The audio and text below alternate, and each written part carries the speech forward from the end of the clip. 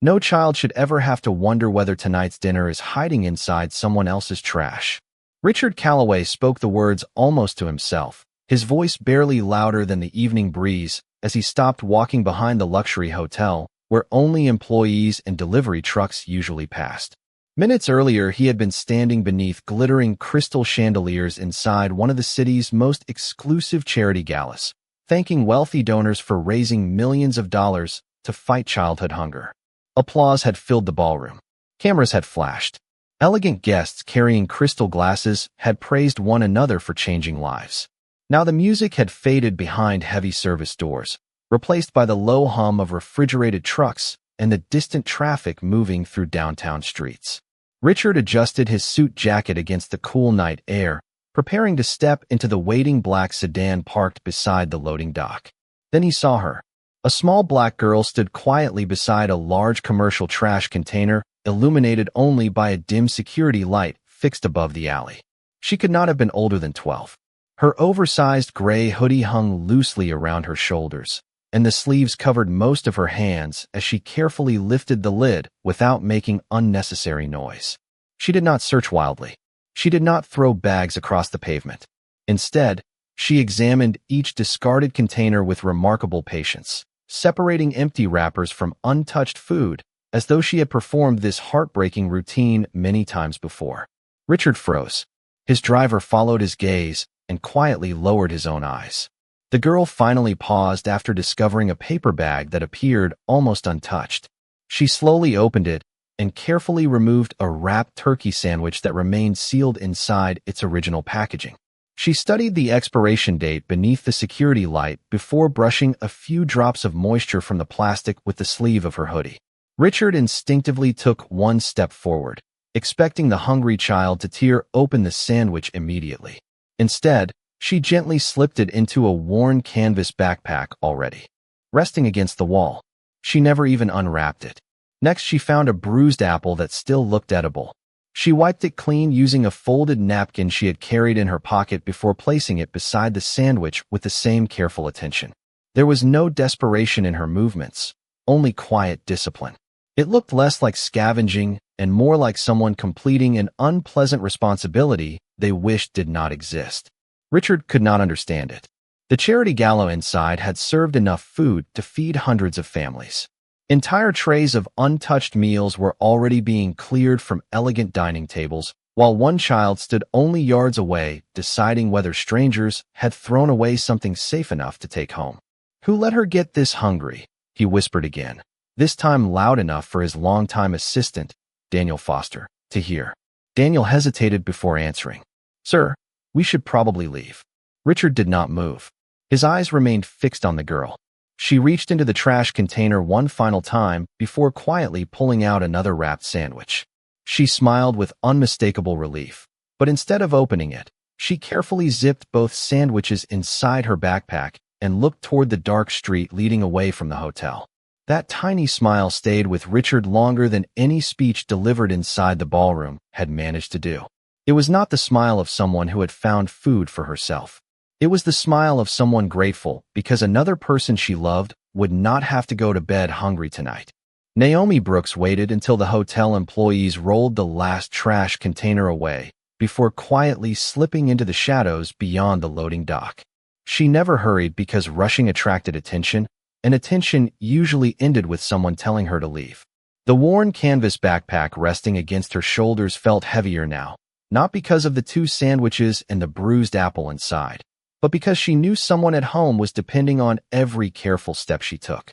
She walked nearly a mile beneath flickering streetlights before turning into an aging apartment complex where cracked sidewalks and dim hallway lights had become as familiar to her as the classroom she visited every morning.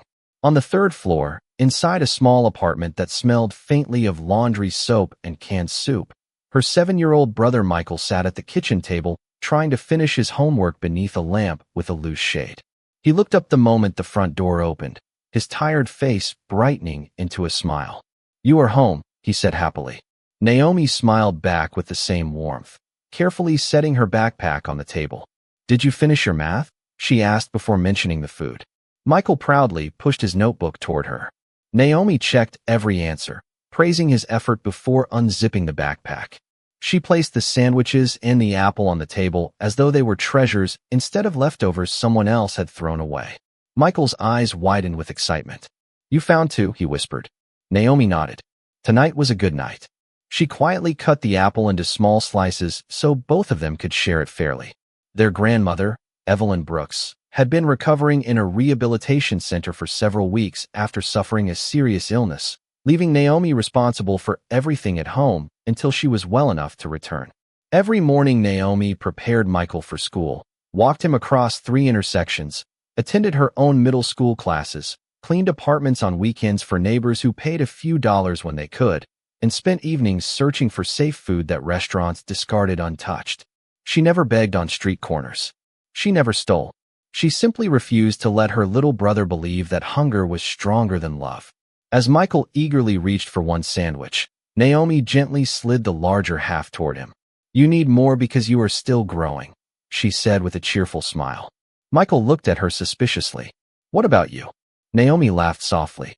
"I already ate while I was working." The sentence came so naturally that Michael accepted it without another question. In truth, the only thing Naomi had eaten that day was the carton of milk provided with her school lunch nearly 8 hours earlier. While Michael enjoyed his meal, Naomi quietly folded the empty paper bag from the apple and placed it into the recycling bin before washing the small kitchen counter. She had learned that keeping the apartment clean helped her feel as though life remained under control, even when everything else seemed uncertain. Before bedtime, she opened an old notebook hidden inside the top kitchen drawer. Every page contained careful lists written in neat handwriting. Rent due dates, grocery prices, school assignments, Michael's reading goals, the days remaining until their grandmother was expected to come home. At the bottom of each page, she wrote the same sentence before closing the notebook for the night. "Tomorrow will be better if I keep trying." She never wrote those words because she already believed them. She wrote them because sometimes hope also needed something to eat. Richard Calloway barely slept after leaving the hotel that night.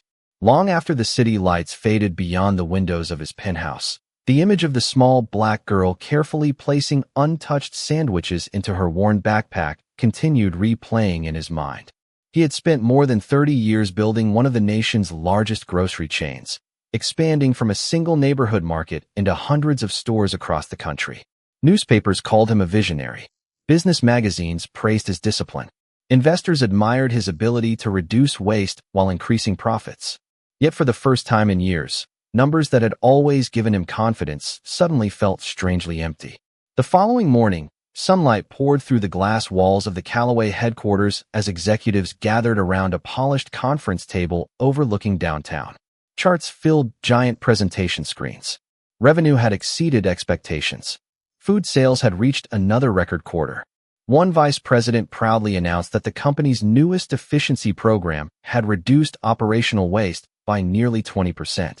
Around the room, directors nodded with satisfaction, while assistants quietly distributed fresh coffee and warm pastries. Richard looked toward the breakfast trays sitting untouched in the center of the table. Croissants, fresh fruit, muffins, yogurt, more food than some families might see in several days. For reasons he could not explain, he no longer saw breakfast. He saw 2 carefully wrapped sandwiches disappearing into an old backpack. Daniel Foster noticed the unusual silence. "Everything looks excellent this quarter," he said, hoping to encourage discussion.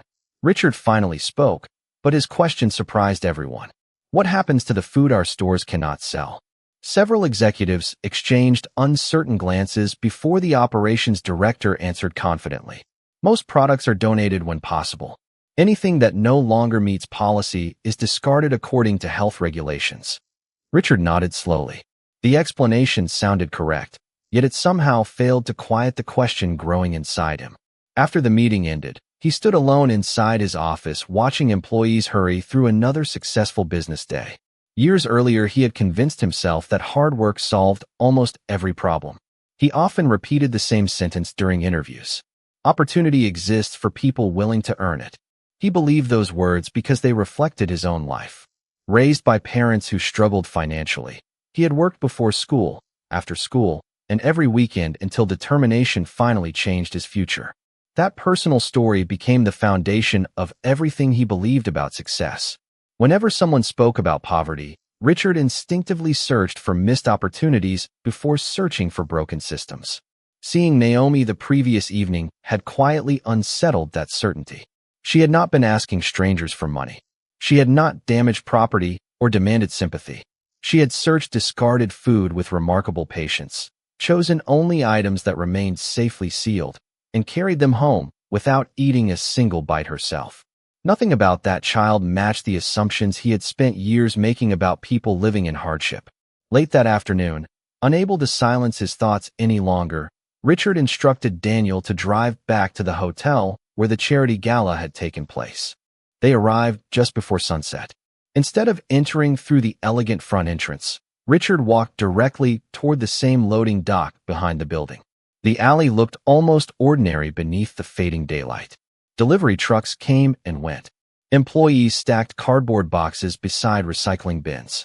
Everything appeared exactly as it had the night before except for one thing. Richard was no longer walking through that alley as a billionaire passing by on his way home. He was walking through it as a man hoping the quiet little girl who had changed the way he saw the world might return once again. Richard Calloway remained near the loading dock as daylight slowly surrendered to the soft glow of security lights mounted above the service entrance. Delivery workers finished their final routes while restaurant employees carried trays of untouched food toward the disposal area. He watched everything with unusual attention, noticing details he had ignored for years. Perfectly fresh dinner rolls, wrapped salads, sealed sandwiches, containers that had never even been opened. Everything followed company policy, yet the sight no longer felt efficient. It felt painfully disconnected from the reality he had witnessed only 24 hours earlier. Daniel Foster stood quietly beside him without asking unnecessary questions. After nearly 20 years of working together, he recognized the rare moments when Richard needed silence more than advice. Several minutes passed before a familiar figure appeared at the far end of the alley.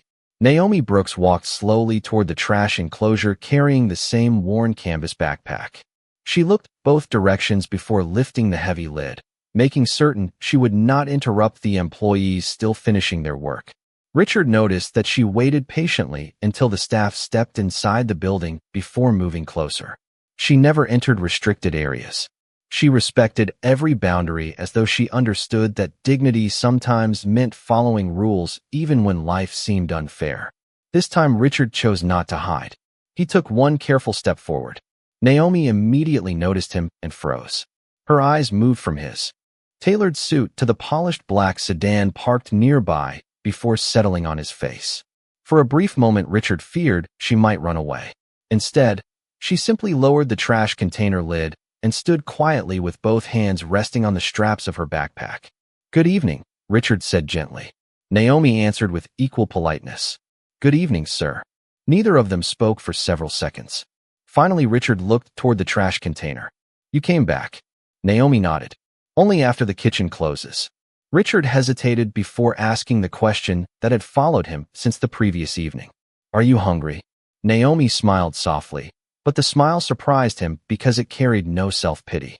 "Sometimes," she admitted, "but not as much as my little brother." Richard felt something shift inside him. Before he could respond, a hotel employee wheeled another cart toward the disposal area. Resting on top was a neatly wrapped turkey sandwich that had never been touched. The employee dropped the bag into the container and disappeared through the service door without noticing either of them. Naomi quietly reached inside, carefully removed the sandwich, and checked the packaging just as she had done the night before. Richard expected her to finally eat.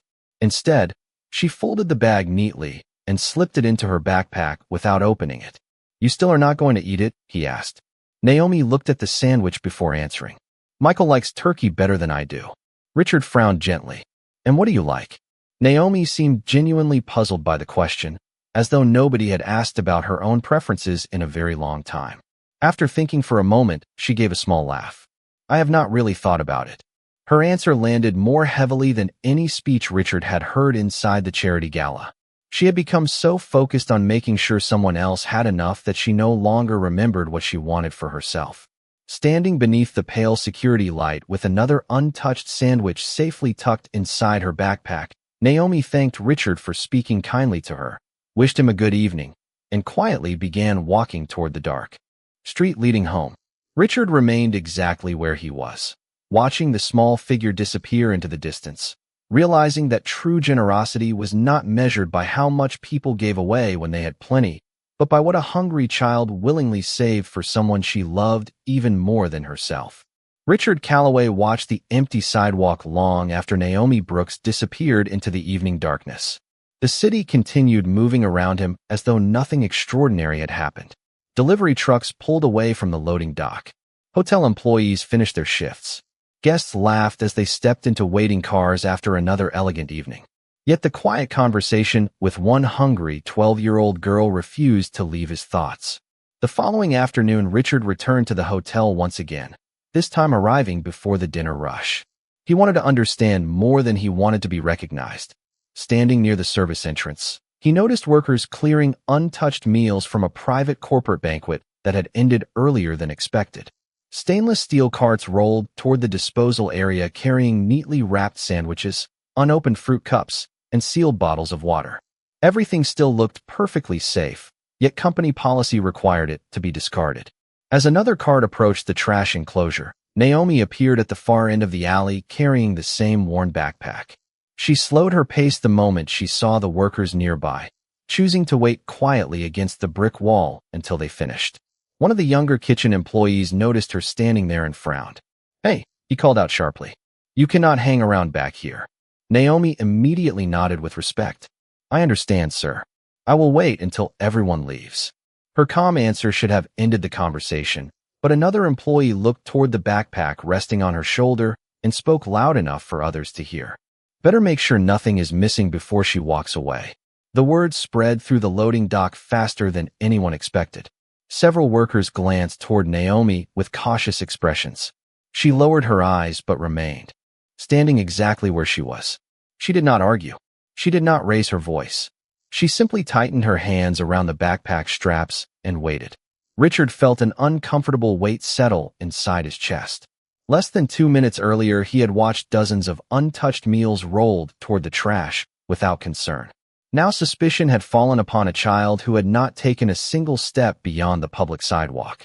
One supervisor approached Naomi politely but cautiously. "Young lady," he said, "would you mind opening your backpack?" Naomi looked at him for a brief moment before quietly setting the backpack on the pavement. She unzipped it without hesitation. Inside rested only 2 school notebooks, a library book with worn corners, a pencil case held together by clear tape, yesterday's empty sandwich wrapper, and a folded homework assignment marked with a bright red A across the top. There was no stolen food, no hotel property, nothing except the ordinary belongings of a hardworking student. The supervisor looked embarrassed as he slowly zipped the backpack closed again. "I am sorry," he said. Naomi offered a gentle smile that carried no anger. "It is all right," she answered softly. "People usually feel safer after they look." Those simple words struck Richard harder than any accusation could have. She had spoken them with the quiet acceptance of someone who had lived through the same misunderstanding too many times to count. Richard stepped forward before anyone else could speak. Looking first at the employees and then at Naomi, he said calmly, "The only thing this young lady has carried away from this place is the dignity the rest of us almost threw away."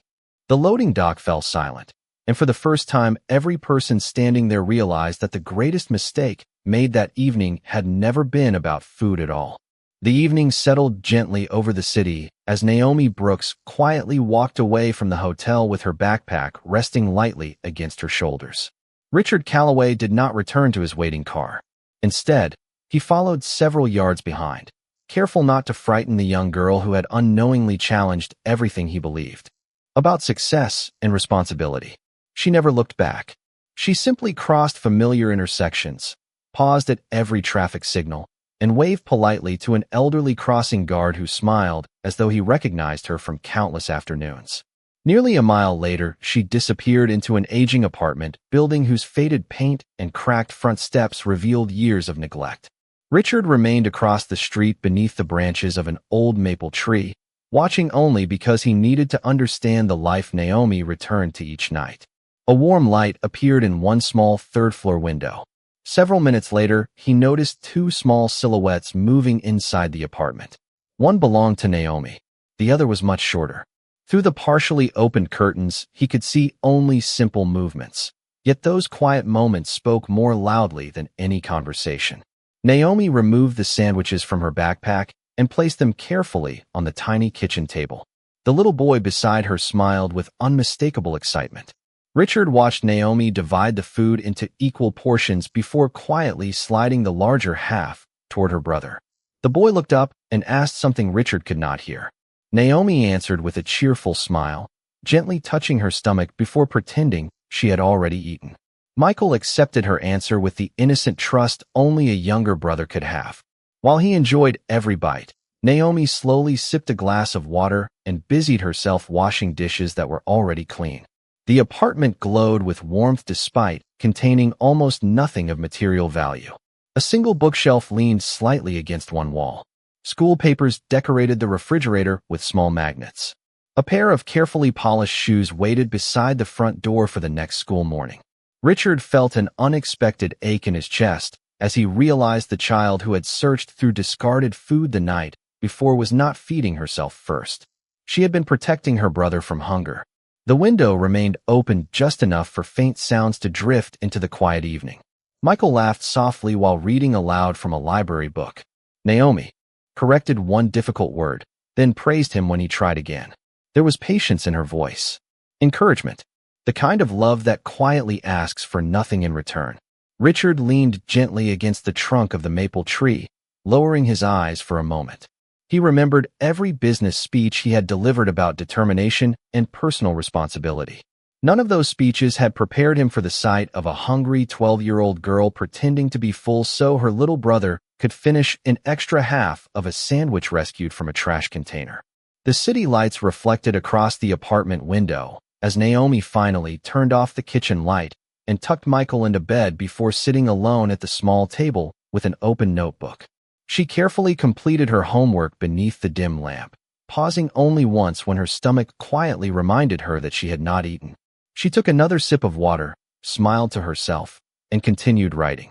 Richard remained standing silently across the street until the apartment lights finally faded into darkness. The cool night breeze moved gently through the leaves above him, carrying with it a truth he could no longer ignore. Hunger had brought Naomi to the alley behind the hotel, but love was the reason she kept walking back there every single evening. Richard Calloway arrived at Jefferson Middle School the following morning before the first bell rang, wearing a simple navy jacket instead of the tailored suits that usually announced his presence long before he spoke. He had asked Daniel Foster not to schedule photographers, reporters, or members of the foundation board. This visit was not about publicity. It was about understanding a little girl whose quiet strength had exposed a truth no financial report had ever measured. The school parking lot slowly filled with aging sedans, yellow buses, and parents walking children toward the entrance. Richard noticed Naomi Brooks almost immediately. She held her younger brother's hand until they reached the elementary school across the street, waited patiently until he disappeared safely through the front doors, and only then hurried back toward her own campus. With a backpack that still looked too heavy for someone her age, she greeted the crossing guard by name, thanked the cafeteria worker who unlocked the side entrance, and smiled politely at every teacher she passed. Nothing about her suggested someone carrying the burdens of an adult before reaching her teenage years. Principal Linda Matthews welcomed Richard into her office with quiet curiosity. After hearing why he had come, she opened Naomi's student file and placed it carefully on the desk. Academically, she said with a proud smile, she is one of the strongest students we have. Richard looked through the report cards in disbelief. Every grading period showed exceptional marks. Attendance was nearly perfect. Teachers repeatedly described Naomi with the same words: responsible, respectful, honest, compassionate. Principal Matthews reached for another folder containing handwritten comments from faculty members. There is something else you should know, she said softly. Every Friday, our cafeteria allows students to take one extra piece of fruit home, if any remain. Naomi has never taken one for herself. She always asks whether another child needs it more. Richard remained silent. The principal continued. Last winter, another student forgot a winter coat during a snowstorm. Naomi quietly gave that child her own jacket and walked home wearing only a sweatshirt. We only discovered what happened after another teacher saw her shivering outside. Before Richard could respond, Naomi's homeroom teacher, Mrs. Angela Morris, gently knocked on the office door. When she learned the subject of the conversation, she smiled warmly. Naomi never asks for special treatment, she said. In fact, she works very hard to make sure nobody notices when things are difficult at home. Mrs. Morris opened her classroom desk and removed a folded composition notebook. Every month I ask my students to write about someone they admire. She handed the notebook to Richard. Naomi's neat handwriting filled the page. The person I admire most is my grandmother because she says kindness is something nobody can take away unless we decide to stop giving it. I want my little brother to believe. Tomorrow will always be better than today, even when today is hard. Richard slowly closed the notebook, unable to speak for several moments. He had expected to discover hardship. Instead, he discovered extraordinary character. As classes began, laughter echoed through the hallway while students hurried toward their classrooms carrying books and unfinished conversations. Richard looked through the office window and watched Naomi stop to help another student gather papers that had slipped from an overloaded binder. She smiled, handed every page back without expecting thanks, and quietly continued toward class. In that simple moment, Richard finally understood that the remarkable thing about Naomi was not that she searched trash for food. It was that despite everything life had denied her, she had never allowed hardship to become the reason someone else suffered a little more. Richard Calloway returned to the neighborhood a few days later carrying no television cameras, no reporters, and no ceremonial checks. The expensive black sedan stopped several blocks away because he wanted to arrive as quietly as possible. Daniel Foster looked at the folder resting on the passenger seat.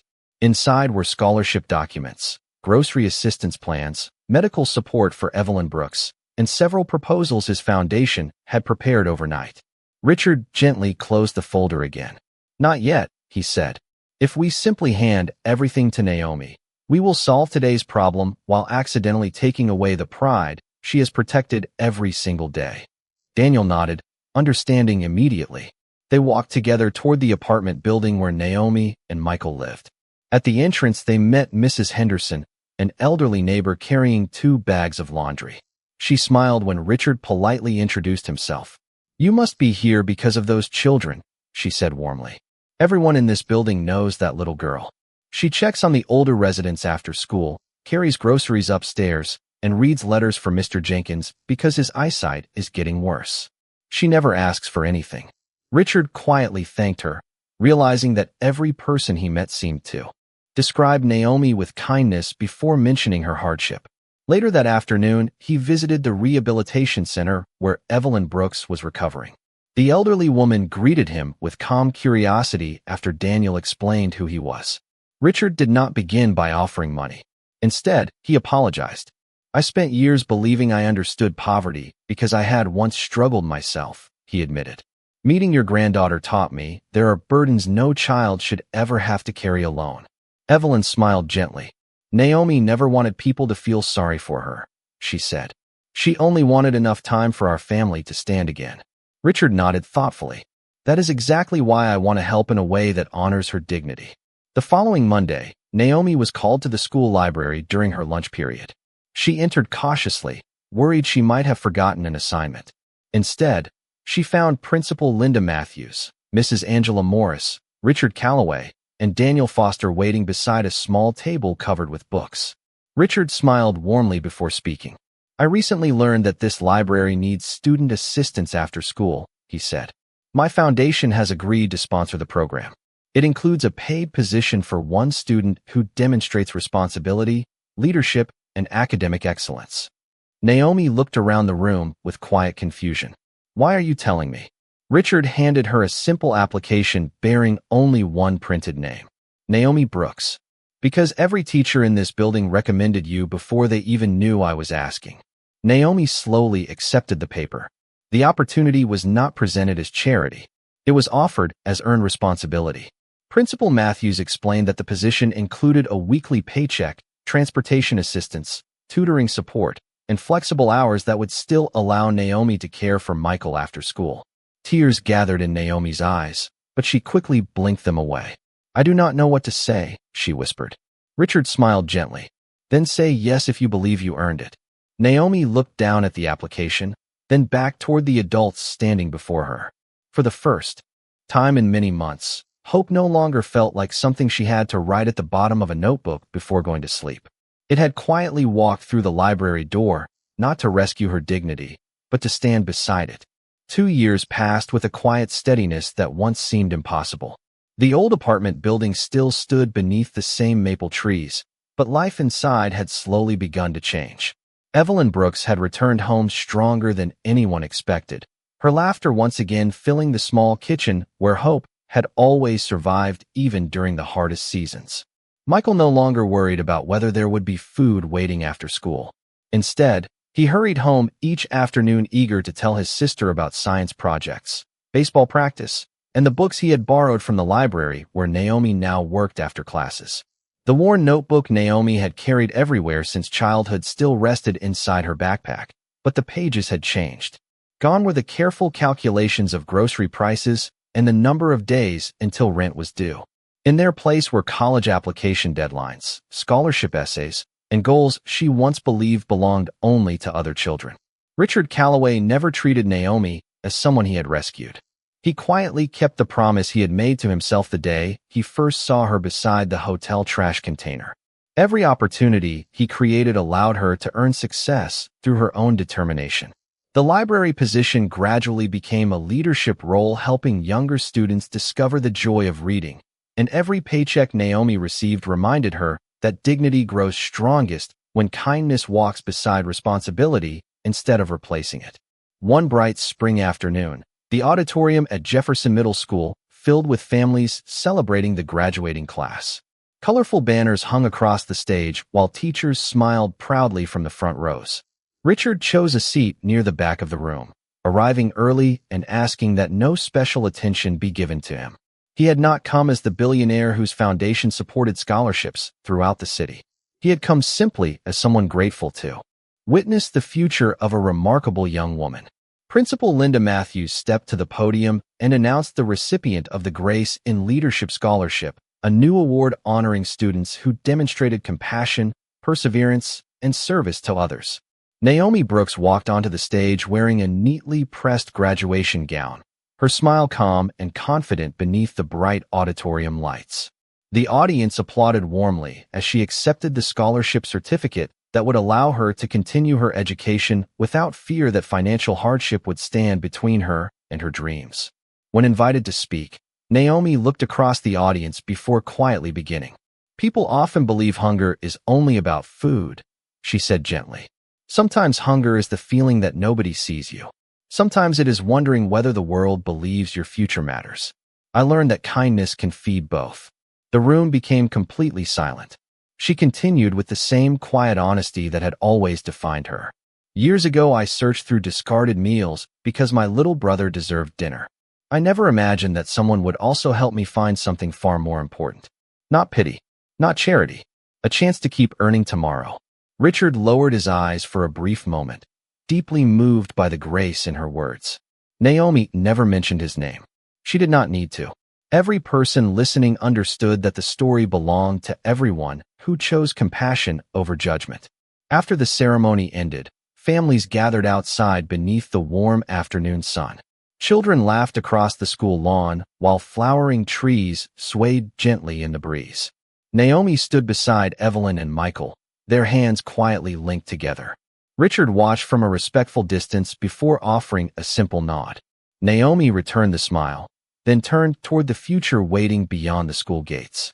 As sunlight settled softly across the path ahead, Richard realized that the greatest investment he had ever made was not measured in dollars, buildings, or business success.